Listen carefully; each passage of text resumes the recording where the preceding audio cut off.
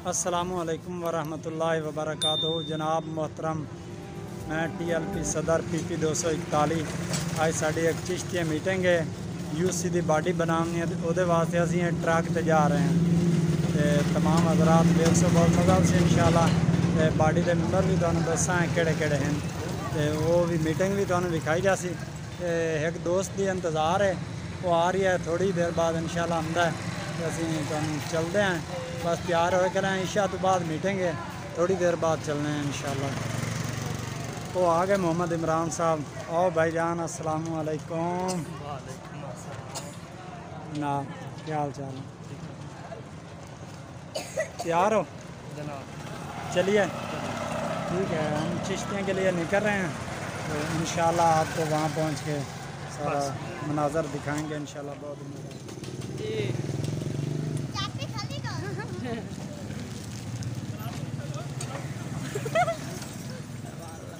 Neutral ते कर सकदा स्टार्ट। ओ न्यूट्रल ते कर यार जी।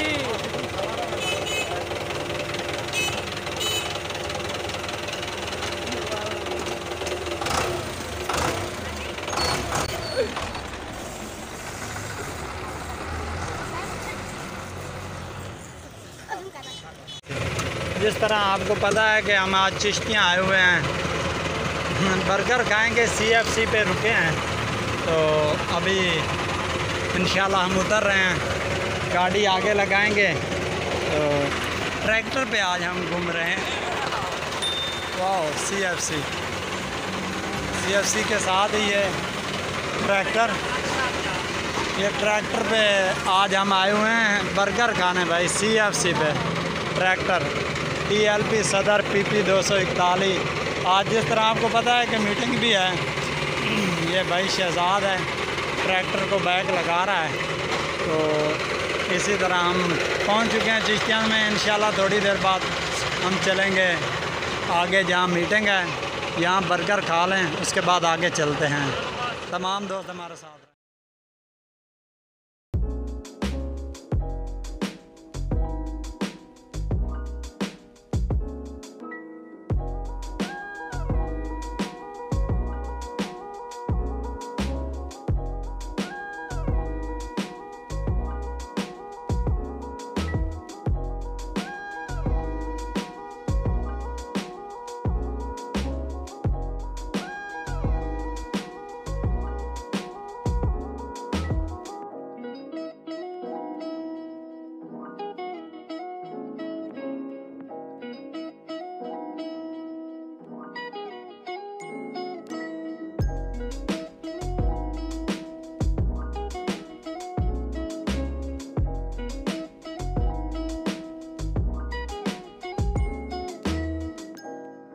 सदर PP 241 ट्रक पे आए हैं, और ये बाकी दोस्त अब आप भी हमारे पहुंच चुके हैं।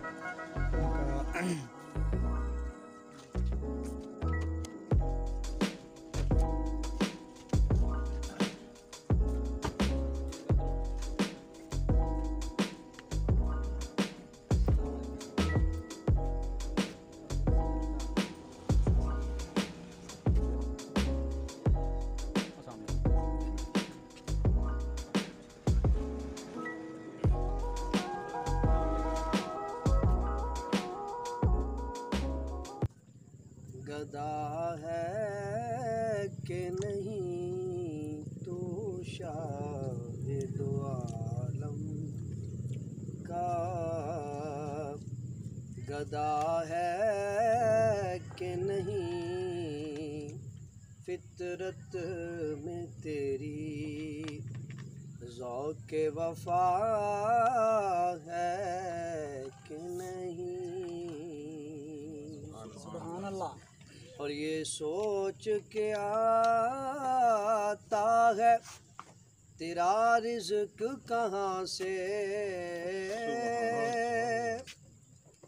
और ये सोच के आता है तेरा रिज़्क़ कहाँ से।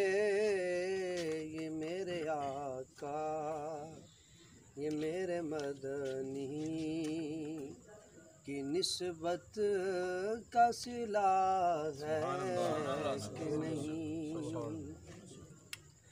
और ये चादर तत्हीर हैदर ज़हरा का कसीदा, और ये चादर तत्हीर हैदर ज़हरा का कसीदा, हर बेटी के सर पे ये रिदा है कि नहीं, हर बेटी के सर पे ये रिदा है कि नहीं, तू शाहिद आलम का गदा है कि नहीं, फितरत में तेरी ज़ौक़ वफ़ा है कि नहीं।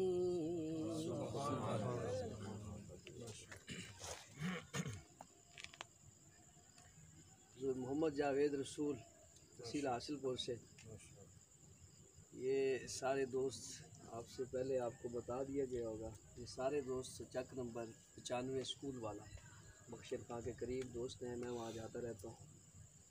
तो ज़ौक़ है इनका और शौक़ भी है, जज्बा भी है कि बाबा जी का प्रोग्राम करवाना चाह रहे हैं। इस हवाले से क्योंकि तहसील जो है चिश्तियाँ के करीब है और चिश्तियाँ ही तहसील है, तो आपके पास हाज़िर हुए हैं।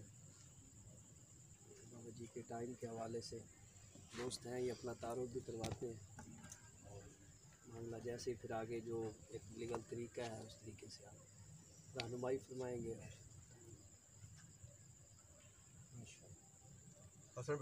इस बात से ये अयां हो रहा है कि अल्लाह ताला का मकसद ये है कि ज़मीन पर अल्लाह अपने नायब को भेजकर अपने कानून को चलवाना चाहता है। ये असल इंसान की तख्लीक का मकसद ये है कि इंसान बनाए जाएंगे और वो बहुत बड़ी तादाद में उनकी तख्लीक होगी, अरबों खरबों की तादाद में। फिर उनको अल्लाह अपने कानून के मुताबिक ज़िंदगी गुजारने के लिए अहकामात नाज़िल फरमाएगा और उसको उन अहकामात को लागू करना ये इंसान के ज़िम्मे लगाया अल्लाह। अल्हम्दुलिल्लाह वो अंबिया कराम उन पैगामात को लेकर आते रहे और उन्होंने अपने तय पूरी कोशिश की कि वो कानून लागू हो जाए जो अल्लाह ताला यहाँ चलवाना चाहता है।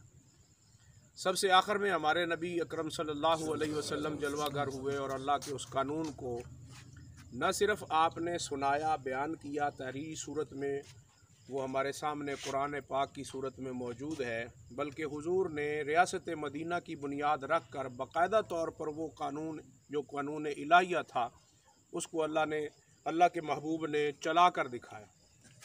जो जो कवानीन थे, जो जो सज़ाएँ थीं, जो जो हुदूद थे, उनको महबूब ने वहाँ पर चलाया, दिखाया कि ऐसे मुआशरा जो है वो चलता है। अब आका करीम सल्लल्लाहु अलैहि वसल्लम ने इस दुनिया से जाते हुए बाकायदा एक इज्तिमा फरमाया जिसको हिज्जतुल विदा कहते हैं। उसमें हुजूर ने तमाम अपने ग़ुलामों से ये बात की कि क्या मैंने अल्लाह का पैगाम तुम तक पहुँचा दिया। सहाबा कराम ने अर्ज़ की, या रसूल अल्लाह, ना सिर्फ पहुँचा दिया बल्कि आपने पहुँचाने का हक़ अदा कर दिया। तो सरकार दो आलम ने पहले तो अल्लाह की तरफ यूँ ऊपर उंगली के साथ इशारा करके कहा, या अल्लाह तू गवाह हो जा, ए अल्लाह तू गवाह हो जा, ए अल्लाह तू गवाह हो जा। फिर उसके बाद हुजूर ने सहाबा की तरफ रुख करके इरशाद फरमाया कि मैंने जिन लोगों तक ये पैगाम पहुँचाया उनकी ज़िम्मेदारी है कि वो अगलों तक पैगाम पहुँचाएँ। तो ये हमारे पास जो दीन आया है ये सहाबा कराम की मेहनत है, फिर ताबेईन, फिर तबा ताबेईन, फिर अइम्मा मुज्तहिदीन, फिर सालिहीन औलिया कराम जो पूरी दुनिया में फैले और अल्लाह के कानून को उन्होंने कायनात में फैला दिया। अल्हम्दुलिल्लाह उन असलाफ़ में, उन बुज़ुर्गों में जिनका नाम आता है वो हमारे असलाफ़ हैं, हमारे बुज़ुर्ग हैं। बिलखुसूस हज़रत सैयद अली हजवेरी अल मारूफ़ दाता गंज बख्श रहमतुल्लाह अलैह, उनके बाद हज़रत ख्वाजा मोइनुद्दीन चिश्ती अजमेरी, उनके बाद फ़रीदुद्दीन गंज शक्कर, और हमारे इलाके में हज़रत ख्वाजा मोइनुद्दीन चिश्ती अजमेरी के उस फैज़ान को, फ़रीदुद्दीन गंज शक्कर के उस फैज़ान को लेकर आए हज़रत क़िबला आलम ख्वाजा नूर मोहम्मद हारवी रहमतुल्लाह अलैह। और उन्होंने फिर इस फैज़ान को आम किया और पूरे हिंद सिंध में ये पैगाम उनके खुलफा की सूरत में, वो तौसा शरीफ हो, सियाल शरीफ हो, गोरड़ा शरीफ हो, हाजीपुर शरीफ हो, कोट मिठन शरीफ हो, खैरपुर शरीफ हो, और बहुत सारे ऐसे नाम हैं जो हमें याद नहीं है। 41 के करीब आपके रजिस्टर्ड खुलफा हैं जिनका नाम मौजूद है, और जिनका नाम याद नहीं है वो पता नहीं कितनी तादाद में। उस पैगाम को फिर अल्लाह के वली अपने अपने दौर में फैलाते रहे। हमारे जो पिछला जो दौर गुजरा उसमें हमारे बुज़ुर्गों में बड़ा नाम आता है हज़रत पीर सैयद जमात अली शाह साहब का, पीर साहब ऑफ मानकी शरीफ का, और उनके बाद नाम आता है हज़रत शाह अब्दुल अलीम सिद्दीकी, हज़रत शाह अहमद नूरानी, हज़रत मौलाना अब्दुस्तार नियाज़ी। ये वो बुज़ुर्ग थे जिन्होंने उस पैगाम को बुज़ुर्गों से, औलिया कराम से लिया, फिर आगे फैलाया। जब पाकिस्तान बन गया तो फिर हमारे बुज़ुर्ग फिर वापस अपने अपने मकाम पर चले गए थे। नुकसान ये हुआ कि वो लोग जो पाकिस्तान के दुश्मन थे आगे निकल आए और उन्होंने सियासत में कदम रख दिया, और बाकायदा उनके लोग आज भी अपने आप को ये समझते हैं कि हम पाकिस्तान की सदारत के लायक हैं, और उन्होंने 2018 के इलेक्शन में सदारत के लिए अपना नाम भी पेश किया। हमारे बुज़ुर्गों ने जब देखा कि काम नुकसान हो रहा है तो उन्होंने भी फिर कदम रखा, और कदम रख कर उन्होंने सारों को साथ मिलाकर काम चलाया कि दीन के मुताबिक काम करें। जिसका फ़ायदा उन्होंने लिया, हमने उतना नहीं लिया। अल्लाह ताला ने इस दौर में हमें क़िबला अमीरुल मुजाहिदीन अल्लामा खादम हुसैन रज़वी साहब दामत बरकातुहुल आलिया की सूरत में वो क़यादत अता फरमाई है जो हमारी पिछली क़यादत से भी कई आला सतह के वो काम कर रही है।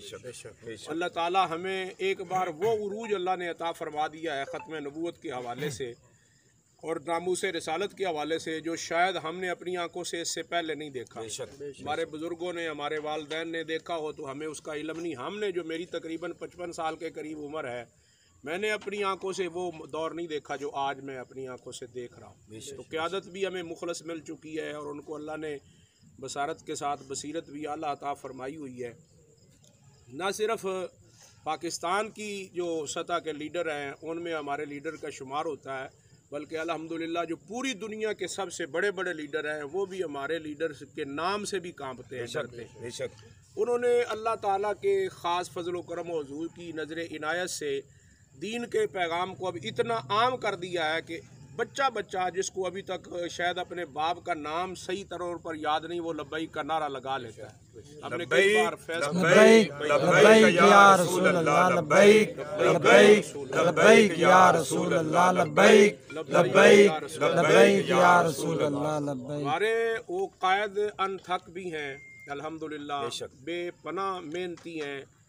माजूरी और बीमारी के बावजूद वो शायद हज़ारों नहीं लाखों लोगों से ज़्यादा एक बंदा काम कर रहा है। जो उरूज इस वक्त तहरीक लब्बैक को मिला है वो बाबा जी की अनथक मेहनत, कोशिश और उनके खुलूस की वजह से है। उनकी अपनी ख्वाहिश भी ये है कि मैं हर घर, हर गली, हर कूचे, हर बाज़ार में जाकर इस पैगाम को आम करूं।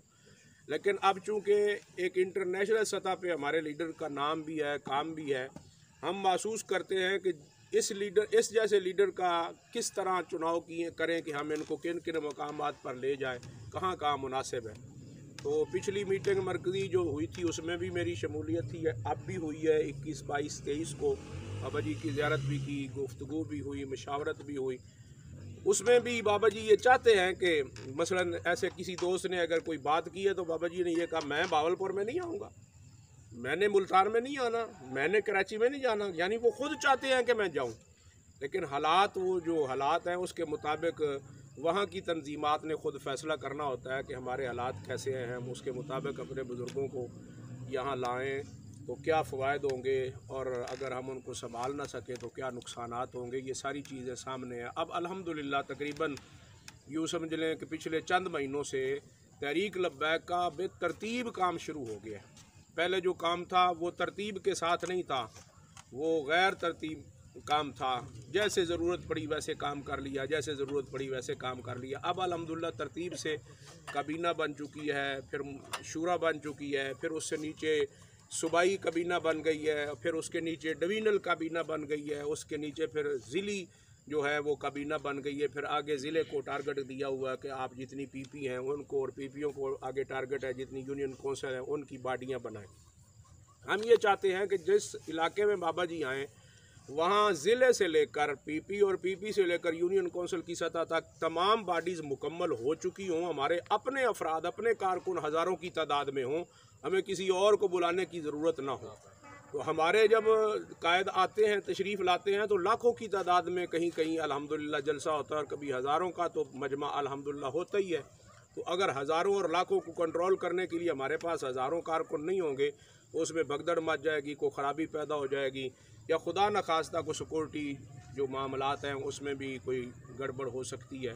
इन सूरत हाल के पेश नज़र, इन वजूहात के पेश नज़र काबीना का ये फ़ैसला है कि जिस तरह हमारी दावत इस्लामी एक तंजीम है हमारी अहले सुन्नत की, उनको भी अगर कोई कहे कि जनाब आप बावलनगर ज़िले में या बावलपुर ज़िले में हज़रत अल्लामा इलियास कादरी साहब को बुलाएं, इधर बड़ा इज्तिमा हो जिसके बड़े फ़ायदे होंगे, तो वो भी एक अपना टारगेट बताते हैं कि ठीक है आप 3 दिन की कितनी जमातें निकालेंगे, आप महीने की कितनी जमातें निकालेंगे, आप वो पहले हमें बना दे, एक उनका बाकायदा होता है नक्शा, वो बताएं इतना काम करोगे तो हम बताएंगे। तो हमारी भी काबीना ने ये फ़ैसला किया है कि जब तक आप यूनियन कौंसिल सतह की बॉडियाँ नहीं बनाएंगे उस वक्त तक बाबा जी को हम जाने की इजाज़त नहीं देंगे। बाबा जी ये चाहते हैं कि ना भी बने मैं फिर भी जाने के लिए तैयार। तो आपका तशरीफ़ लाना बड़ा खुश आइंद है। आप अपने इलाकों की तंजीमात को मुकम्मल करें। इंशाअल्लाह 1 महीने के अंदर अंदर बाबा जी का बाकायदा पूरे मुल्क का टूर बन जाएगा। उसमें हम आपकी दरख्वास्त भी पेश कर देंगे अपनी सिफारिशात के साथ। इंशाअल्लाह महीने के बाद आपको वो तरतीब के साथ जो बाबा जी ने निकलना है वो आपको टाइम बता देंगे कि फ़लाँ तारीख को बाबा जी बावलपुर ज़िले में या बावलनगर ज़िले में तशरीफ़ ला रहे हैं, तो आपको किस दिन कौन सा वक्त दिन का या रात का मिल सकता है। उसके लिए आप इंशाअल्लाह कोशिश करें, तैयारी करें तो ज़रूर कामयाबी हो।